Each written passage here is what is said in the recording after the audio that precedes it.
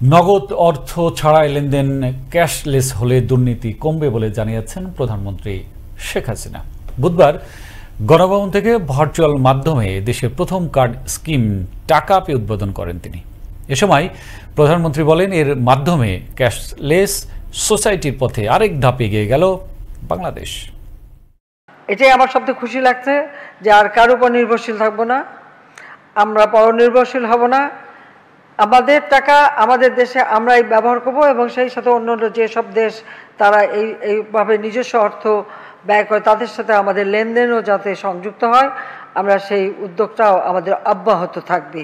সেভাবেই আমরা কাজ করব, কারণ কোনো একটা হার্ড কারেন্সির উপর যেন আমাদের নির্ভর হয়ে থাকতে না হয়, সেটাই আমার লক্ষ্য ছিল। তা আজকে আমরা সেটা করতে পেরেছি।